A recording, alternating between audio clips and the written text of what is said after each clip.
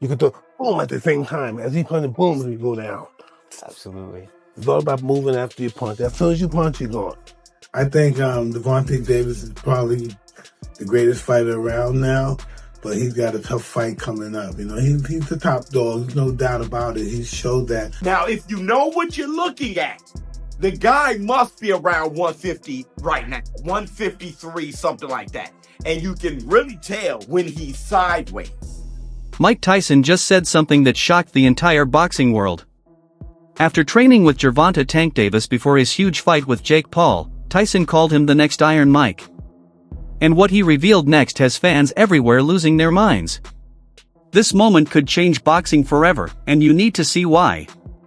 Don't blink, watch this till the end because what happens next will leave you speechless.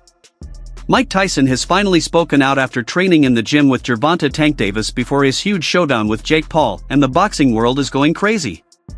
Tyson has been guiding and watching Tank closely, and he couldn't hide his excitement. Tank is back in the ring looking more dangerous than ever, bigger, stronger, faster. Fans were shocked by his new look, thicker arms, a wider chest, and the same deadly speed. It's clear that Tank isn't playing around this time, he's training like a man on a mission. You can't really tell. But when he turns sideways, the guy is a wrecking ball. He's literally a baby rhino out there. And I think that is the idea for him to bulk up and be a little powerhouse out there. And I'm all for it. I'm going to tell you in this video why I think that's the best thing for Tank and why I think he will be knocking on 160 pounds. Now, at the end of this video, I'm going to be showing you guys another workout of mine. Let me be absolutely clear with this, all right? I'm not trying to say that I'm a great fighter. I'm not trying to say that I'm better than you. We all know, Lord knows, that all you guys in the comments are Olympic gold medalists. You guys are fantastic fighters, and I can't come close to the level of great technique and great fighting that you are.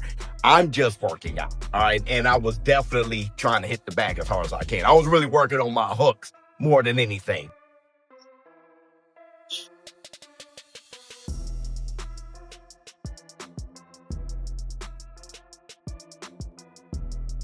Now listen, I know that I'm trash, all right? So, you know, just look at it and be like, okay, Showbiz trash or whatever. Or if you want to be inspired and you're on a journey like I am, I'm trying to get back. I'm trying to not look like I'm 45 out here, all right? Other than the gray and the beard, all right? If you get inspired, please let me know in the comments. Other than that, all you Olympic gold medalists out there, I'm nowhere on your level, all right? But if you want to see it, it's going to be at the end of this video. Now, Gervonta Tank Davis.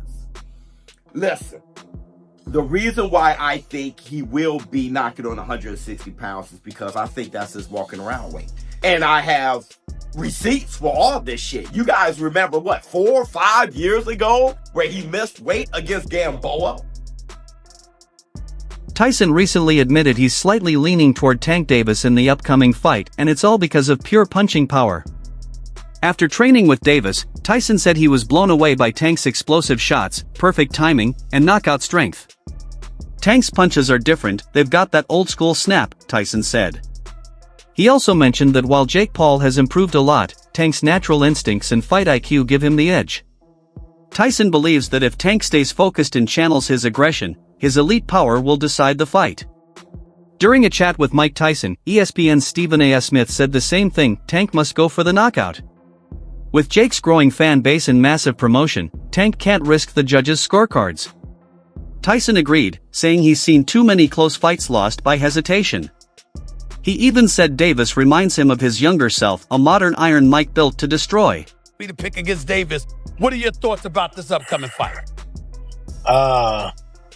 See, I kind of lean towards Davis a little because of his style of fighting and what makes him different than most fighters that I once did is when he punches, he catapults himself in the air. And normally in the air, you're out of position, have no leverage.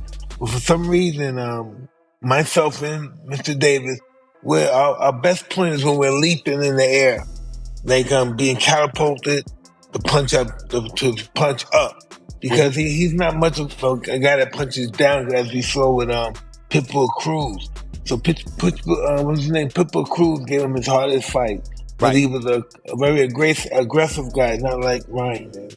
Yeah, you talk about Isaac Cruz. Definitely, he gave it an aggressive fight. Yes. But I thought that particular fight, Gervonta showed me boxing skills that I didn't even realize he had because, Pitbull comes at you and he's very good defensively, so he covers himself well. But I thought Gervonta did a great job boxing in that particular fight.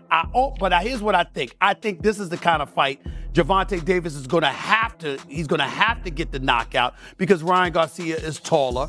Obviously, he's fighting at a catch weight with that dehydration clause and all of this stuff, but he's longer, he's taller, he's got a jab, he uses it to avoid that power that Gervonta Davis is going to give him. He wins the fight. I think the only way for Gervonta to beat him is to knock him out. To that, you say what? I believe he could beat him if it goes the distance as well. You think Gervonta can beat him if he goes the distance? He's going to win the fight, yes. So you got him winning this fight? Yes, I do. Jake Paul's business partner and co-promoter, Nakisa Bidarian, recently admitted that while Jake has a clear size and weight advantage, he can't match Tank's experience. Bidarian explained that Davis has lived in the boxing gym his whole life, perfecting timing, distance, and power against world-class fighters, skills Jake is still learning. Jake's bigger and stronger, sure, Bidarian said, but Tank's been fighting since he was a kid. His instincts and ring IQ are on another level. He added that Jake's dedication is real, but experience like Tank's can't be taught overnight. Gen Z and Gen Alpha, they are the two biggest boxers in America, and they are putting it all on the line. One has the speed, the skill, the accuracy, and the one-punch knockout power. The other has the size, the force, and the unbreakable confidence to make this must-see Netflix. The size difference is obvious, but so is the skill and experience difference. One man has been doing this for 23 years, since the age of 7. The other picked up the sport 5 years ago and has virtually no amateur experience. So the size difference is what makes this plausible. The king of the jungle here is Tank Davis. He is the lion taking on the young elephant that is Jake Paul. The lion is looking at me like he's about to eat me. The lion is fast, he's fierce, and he's fatal when he strikes. But the young elephant is big, powerful, and hard to knock down. And come Friday, November 14th, the jungle will be set in tropical Miami, Florida, and the world will be watching live on Netflix globally to see who the victor will be. And yes, ladies and gentlemen, there will be a victor because the fighters have agreed and the commission has approved a maximum weight of 195 pounds for this exhibition.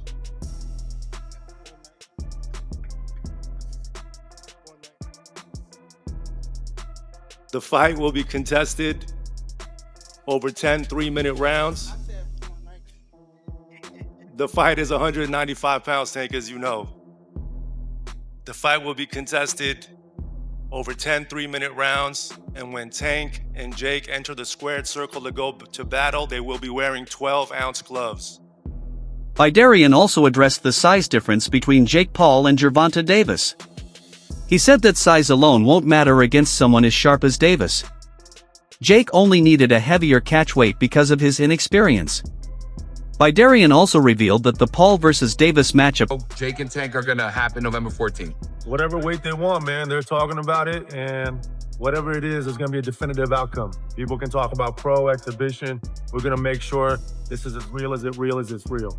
Why was it, just out of curiosity, why is it not a professional bout and why is it an exhibition? Because I'm sure Jake would have taken the professional bout. Nothing's been communicated as yet in terms of what it is, right? Similar to, if you remember, with Paul Tyson, when we announced it, we didn't have the weight.